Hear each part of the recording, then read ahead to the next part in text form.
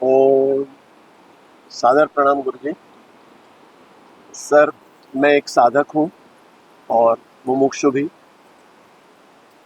वैसे तो सर, आपके हिसाब से हम सभी साधक मानसिक तौर पर 14 वर्ष की आयु के हैं, मगर यदि शारीरिक रूप से देखा जाए सर, तो मेरे जैसे बहुत साधक हैं जो अभी 60, 70 या 80 वर्ष की आयु के हो चुके हैं।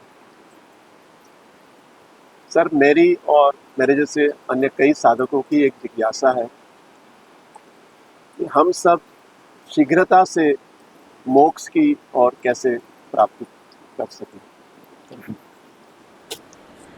मनुष्य के जीवन का वस्तुतः लक्ष्य यही है, आत्मानुमोक्षार्थ। और आत्मानुमोक्षार्थ अर्थात अज्ञानता से मुक्ति प्राप्त करना। मनुष्य को 4 बंधन बहुत बांधते हैं जो उसके भीतर पहले से अवस्थित उस परमात्मा रूपी आत्मा को प्राप्त नहीं होने देते। और 4 बंधन हैं जिनमें सबसे मुख्य है संशय, डाउट। 4 बंधनों में है निद्रा, बहुत जीवन का समय उसी में बीत जाता है। 4 बंधनों में है आलस्य, जो मनुष्य को किसी प्रकार की भी कोई, जिसे इनिशिएटिव कहते हैं, वो लेने से उसे डिगाता है। इनमें एक शत्रु और है जिसे हम अस्थिरता कहते हैं, द अनस्टेबल माइंड, प्रतिपल अस्थिरता है। इनमें एक और जोड़ देते हैं, 5वां, 4 होते हुए भी, जो आज बड़ा मुख्य है, जिसे भय कहते हैं। इन सभी के द्वारा मिलकर के मनुष्य पर अज्ञानता का एक आवरण चढ़ जाता है, कोटिंग। वो कोटिंग भले ही अस्थिर मन से हो, नाना प्रकार के संशयों से हो, भय से हो, निद्रा से हो, आलस्य से हो, वो इतनी मोटी परत बन जाती है कि वो मनुष्य को सत्य के दर्शन करने से रोकती है। कभी कभार उत्साह जागता भी है तो अनुशासन का पालन नियमितता से लंबे समय ना कर पाने के कारण सारे प्रयास रुक जाते हैं। मोक्ष की ओर कदम बढ़ाने के लिए सबसे आवश्यक केवल एक ही है। उसे कैसे प्राप्त करना है, बाकी विधियां हैं, और वो है सतत सम्यक जागरूकता। सतत, कांस्टेंट, बराबर की। ये नहीं कभी किसी विषय पे बहुत अधिक और कभी बाकी सारे विषय गौण। सम्यक जिसे कहते हैं बराबर से। और जागरूकता, ये जो सजगता है, जो कांस्टेंट इक्विटेबल विजिलेंस है, ये मनुष्य में वो क्षमता उत्पन्न करती है कि वो प्रतिपल साधना करते हुए अपनी सजगता के द्वारा मोक्ष पद पर आगे बढ़े। जितनी भी साधनाएं हैं, चाहे वो किसी प्रकार की भी साधना क्यों ना हो, किसी धारा से जुड़ी हुई साधना क्यों ना हो, समूची साधनाओं का मंतव्य एक ही है कि कैसे इन आवरणों को, जिनका मैंने उल्लेख किया, उन्हें सजगता के द्वारा हटाया जाए। क्योंकि ये चारों मिलकर के मानसिक अस्थिरता, कामनाओं की, वासनाओं की, विषयों की, भय, नाना प्रकार की असंभावित घटनाओं का, अनसर्टेनिटी का, तो आशंका भी बन जाता है, निद्रा जो हावी रहती है, आलस्य जो बढ़ने नहीं देता, ये सभी मिलकर के किसका हरण करते हैं? सजगता का, अवेयरनेस का।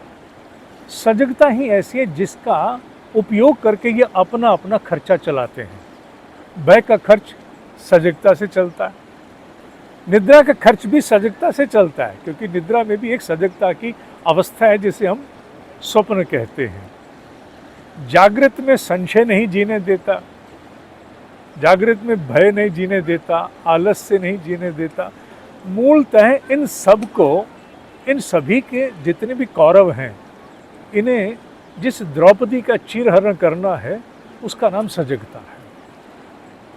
सजगता हर ली जाती है, मनुष्य की प्राथमिकताएं जीवन की बदल जाती हैं।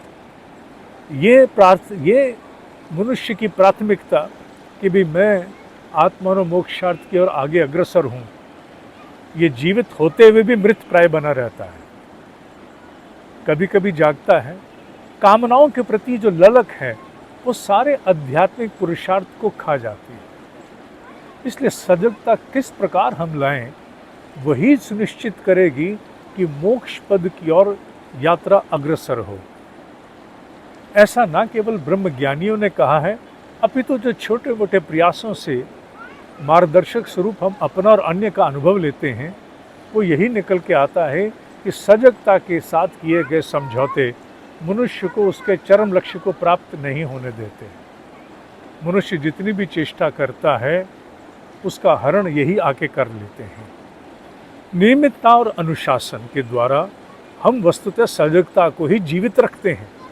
वो सजगता जो सामान्य जीवन जीते जीते बिखर जाती है विषयों में, क्योंकि जीवन केवल उतना तो है नहीं जो हम साधनाओं के लिए जीते हैं। अपने जीवन के दायित्व पूरे करते हैं, अपने परिवार का पालन करते हैं, नागरिक की भूमिका में रहते हैं और पृथ्वी के आज बृहद स्वरूप के नागरिक होते हुए सामान्य विश्व की अन्य घटनाओं के साथ भी गुथे रहते हैं। तो वो जो बाकी के हमारी साधना के अतिरिक्त घंटे हैं, 21,600 श्वासों में आप मान सकते हो कि लगभग 200-400 श्वास छोड़ दीजिए, बाकी की 21,200 श्वासें हमारी सजगता का स्खलन करने में, ड्रेनिंग आउट में जाती हैं। उन्हें बटोरने के लिए नियमितता और अनुशासन चाहिए। नियमितता किसी साधना की नियमितता जो हमें इकट्ठा करे, एकत्रित करे, हमारे बिखरे मन को एक बिंदु पर ले आए, हमारी सजगता को बटोरे और हमें आभास कराए कि इस प्रकार बिखरे हुए अस्तित्व को एकत्रित किया जाता है। और वो बिखरा हुआ अस्तित्व जैसे जैसे साधनाओं से इकट्ठा होता है, फिर सजगता के स्तर बढ़ते हैं और फिर वो सजगता धीरे धीरे 21,600 श्वासों में नहीं तो कम से कम 10,000 श्वासों में तो बननी आरंभ हो जाती है। और जितनी सजगता विकसित होगी, awareness at any given point of time, handling any affair, उतना बुद्धि में स्थिरता, उतना संशय निर्मूल होगा, संशय दूर होगा, उतना निद्रा का प्रभाव नहीं आएगा, उतना भय का प्रभाव नहीं आएगा, विवेक जागेगा। स्थिर बुद्धि में विवेक होता है। जितने भी ये शत्रु हैं, इनका एक ही काम है, स्थिर बुद्धि का हरण कर लो। बुद्धि स्थिर हुई नहीं, कॉन्टेम्पलेशन ठीक हुआ नहीं, बेरंग बुद्धि वो स्थिर है। हम लोग बुद्धि की अस्थिरता क्यों अनुभव करते हैं? क्योंकि हर छोटे विषय के ऊपर हम उसको हाइप कर देते हैं, जिसे अंग्रेजी में कहते हैं सुपर इम्पोजिशन। राई जितनी बात को पहाड़ जितना विचार करते हैं और फिर अपने आप को त्रस्त करते जाते हैं। तो स्थिर बुद्धि जितनी सजगता से प्राप्त होती है, उसमें जितने भी जीवन के कार्य हैं, चाहे वो लौकिक आने वाली आपदाएं हों, समस्याएं हों, विषमताएं हों, उनके प्रति स्थिर बुद्धि से फिर निर्णय लिए जाते हैं। कहाँ तक जाना, कहाँ रुकना, कितना अपने आप को और कष्ट देना या कितना दुखी होना, इसकी सीमाएं बहुत सुंदर निर्धारित होती हैं। पर करेगा कौन? सजगता। सजगता बटोरना ही ना केवल दिन प्रतिदिन के मोक्ष के लिए सहायक, अपितु वो जो अंतिम चरम है मोक्ष का, जिसके बाद न पुनरपि जननम पुनरपि मरणम, वो भी सिद्ध होता है। तो मूल बात स्पष्ट होनी चाहिए कि मेरा मोक्ष प्राप्ति के लिए उद्देश्य क्या है। मेरा मोक्ष प्राप्ति के लिए उद्देश्य है सजगता का संरक्षण करना, सजगता के प्रति सावधानी बरतना, सजगता को हर कीमत पर बनाए रखना। मेरे हाथ से सजगता छूटी, मेरा उत्कर्ष छूट गया। और अपनी सजगता को बनाने के लिए हम आत्मदर्शन कर, आत्म अवलोकन करते हैं, अपना अध्ययन करते हैं, जिसे हम स्वाध्याय कहते हैं। उसी के निमित्त हम लोग नाना प्रकार के तप करते हैं, जिनसे अर्जित जो हमें स्थिरता मिलती है, संयम से स्थिरता, उसके द्वारा फिर हम अपने ऊपर पड़ने वाले दुष्प्रभाव, निद्रा के, आलस्य के, भय के, शंकाओं के, जितने भी हैं, इनको भी हम परास्त करते हैं। क्योंकि उद्देश्य एक ही है, मेरी सजगता प्रतिपल बनी रहे। मेरी सजगता बनी रहेगी, ना मेरा लक्ष्य मुझसे बिसरेगा, ना मैं कोई ऐसा कर्म, ऐसा निर्णय लूँगा जो अन्यथा मुझे पुनः कर्म बंधनों में बांधेगा। तो ये सतत की सजगता है, ये मोक्ष पद की ओर द्रुत गति से यात्रा कराती है। आकाश में वायुयान उड़ने से पहले जिस निर्विरोध पथ से निकलता है उसे हम वायु पट्टी कहते हैं, रनवे कहते हैं। तो अगर मोक्ष की उड़ान कभी भी होगी इस पूरे जीवन में या आने वाले जीवन में, तो उसकी हवाई पट्टी सजगता होगी। सजगता के द्वारा ही मनुष्य धीरे धीरे इतना उत्कर्ष प्राप्त कर लेता है कि वो कोई ऐसा चिंतन नहीं करता जो अचिंत्य चिंतन में आता है, नॉट गोइंग बियॉन्ड लिमिट्स। कोई ऐसी कामना नहीं करता जो अमर्यादित हो, कोई ऐसा कर्म नहीं करता जिससे किसी के अधिकार में अनधिकृत चेष्टा हो जाए। कोई भी ऐसा बंधन उसे फिर बांधता नहीं, वो बड़ी द्रुत गति से अपने लक्ष्य की ओर भागता चला जाता है। तो मूल निष्कर्ष एक ही है सभी साधनाओं का, मूल निष्कर्ष एक ही है सभी ज्ञान का, मूल निष्कर्ष एक ही है नाना प्रकार की और विधियाँ जो सामने आती हैं उत्कर्ष के तप हेतु। एक ही उद्देश्य है, कैसे सतत सजगता, जिसे सतत सम्यक जागरूकता कहा, कांस्टेंट इक्विटेबल विजिलेंस, वो कैसे मेरे हाथ में आए। जितने भी मार्गदर्शक हैं जो आध्यात्मिक प्रगति कराते हैं, जो चेतना रूपी प्रयोगशाला में साधकों को उत्कर्ष हेतु प्रयोग कराते हैं, उनका उद्देश्य एक ही रहता है। एक ही मार्गदर्शक का उद्देश्य है कि मैं अपने साधक में कैसे अधिक से अधिक सजगता का पुट विकसित करूं। सजगता हाथ से छूटती है तो हाथ पांव विपरीत परिस्थिति आने पर फूल जाते हैं, कुछ सुझाई नहीं देता है। सजगता बनी रहे, बुद्धि में स्थिरता हो, तो विपत्ति या आने वाली समस्या कैसी भी क्यों ना हो, मनुष्य अपनी स्थिरता के द्वारा उसे लांघ जाएगा, नाना प्रकार के समाधान खोजेगा।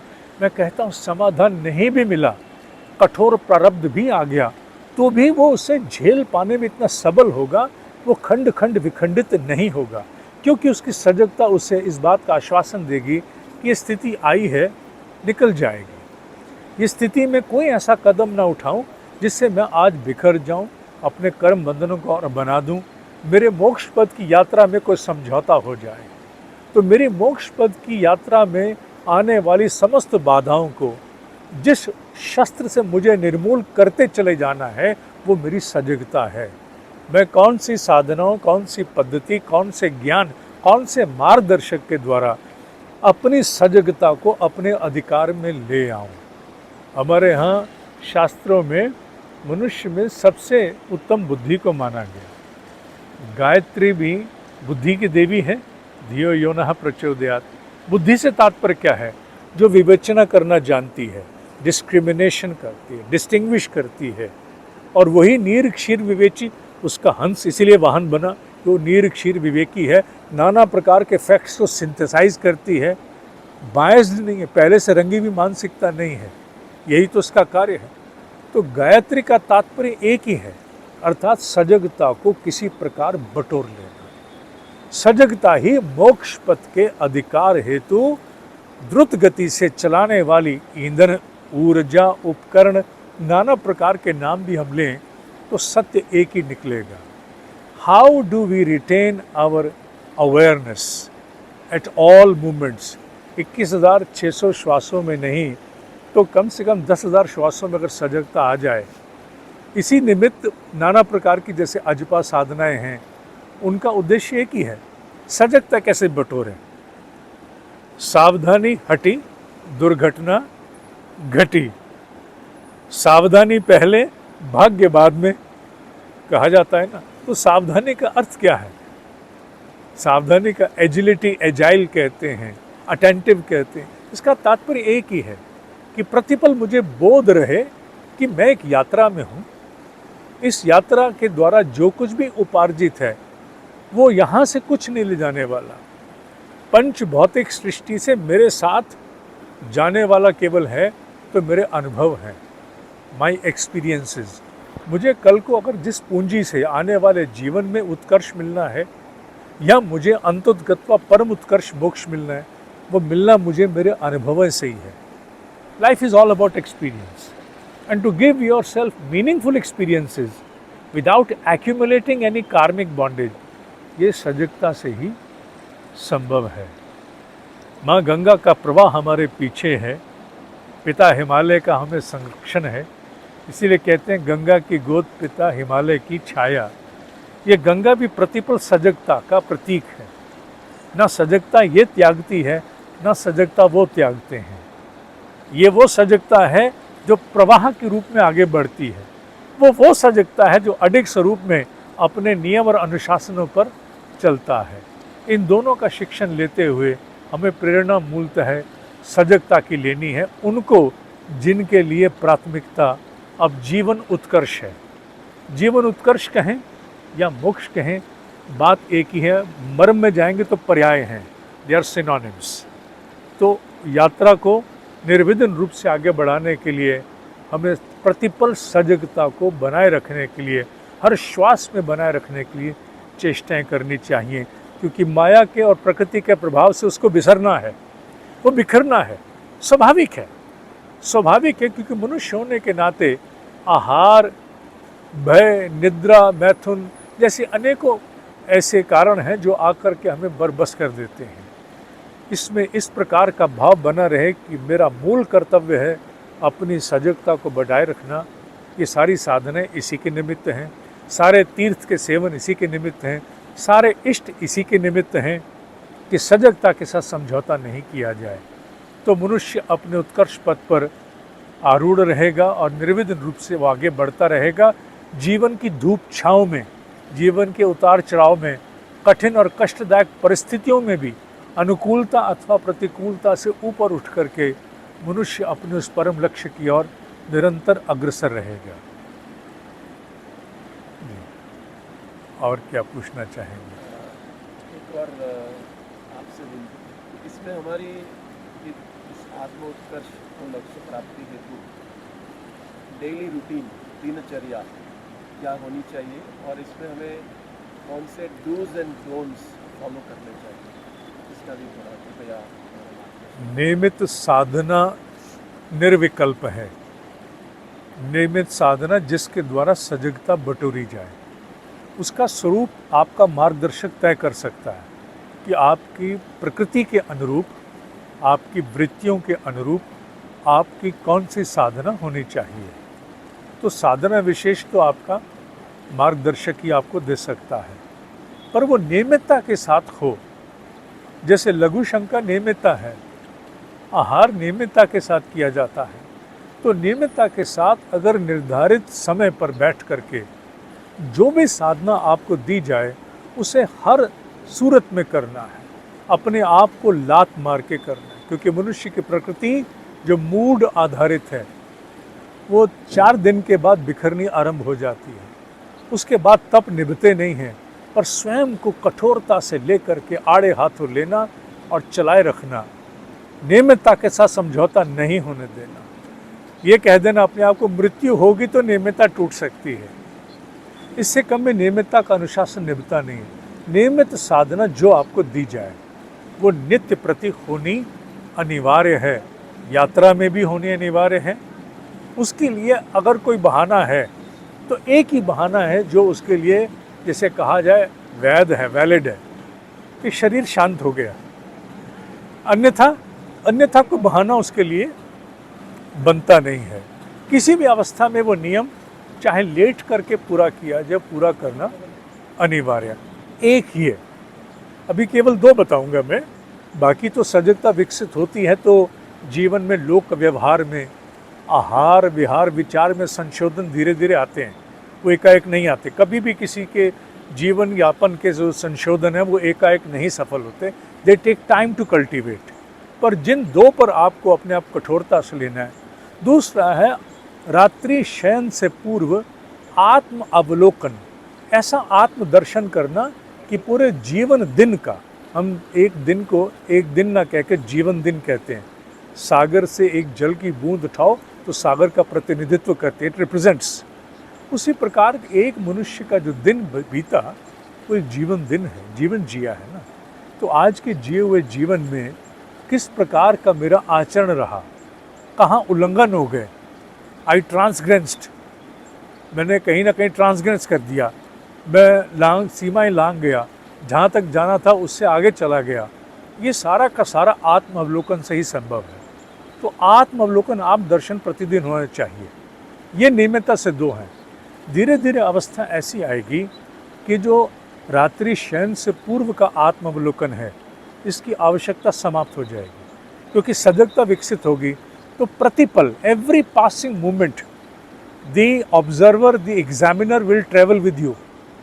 वो आपके भीतर होगा। कोई डिसीजन करोगे, कोई थॉट भी लाओगे, कोई इंटेंशन भी लाओगे, कोई वचन बोलने लगोगे, तो वो साथ है, वो रुकेगा। Stop, re-evaluate, modify, recreate. ये ठीक नहीं है बोलना, तो बदल देगा। इसलिए आवश्यक है कि हम अपने आप को सतत जागरूकता बनाए रखने के लिए एक नियमित साधना की अवधि, जितनी आयु उतने मिनट तो होनी चाहिए। अगर उतने मिनट नहीं कर सकते तो जितनी आयु उसके आधी, अगर 60 साल नहीं है तो 30 साल, 80 साल नहीं है तो 40 मिनट, उतनी साधना नियमित अनुशासन से हो। और प्रतिदिन आत्मावलोकन, जिस दिन ये लगना आरंभ हो जाए कि मुझे प्रतिदिन आत्मावलोकन की आवश्यकता नहीं है, मेरे भीतर सजगता का वो पुट अब जागृत हो गया है, अवेयरनेस का, कि मैं प्रतिपल अब जागृत हूँ, तो फिर वो रात्रि वाला जो हमारा अनुभव है उसकी हमें आवश्यकता नहीं रहेगी। वो आवश्यकता हमारी फिर समाप्त हो जाएगी, क्योंकि वो सतत जागरूकता बनी है। तो ये दो अनुशासन तो पालन करने अनिवार्य हैं। फिर वर्ष भर में 2 बार प्रकृति अपनी करवट बदलती है। तो हमारे यहाँ नवरात्रि पर्व आते हैं। नवरात्रि पर्व में विशेष 9 दिन के लिए विशेष जीवन जीना, आहार की दृष्टि से, विहार की दृष्टि से, विचार की दृष्टि से, जैसे हम अनुष्ठान भी कहते हैं, अपने कण कण में एक विशेष अनुशासन को लाना।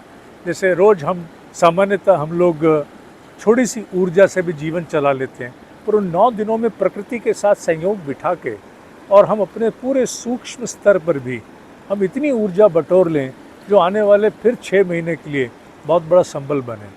तो ये साल में 2 बार 9 दिन कोई अनुष्ठान किसी प्रकार का, आहार विहार विचार का, ये साथ में समावेश हो जाए तो कोई भी सामान्य व्यक्ति उसकी आत्म उत्कर्ष की यात्रा कभी बाधित नहीं हो सकती, कभी रुकने वाली नहीं है। इसमें कोई संदेह नहीं है जी। हमारा मार्गदर्शन करने के लिए गुरु जी आपको बहुत बहुत धन्यवाद। Thank you so much for enlightening अस। धन्यवाद देना है तो सबसे पहले देंगे हम माँ का धन्यवाद। माँ को तो प्रणाम है, हमारा सादर नमस्कार, साष्टांग दंडवत प्रणाम। पिता हिमालय को भी साष्टांग दंडवत प्रणाम, और आपको भी हमारा साष्टांग दंडवत प्रणाम।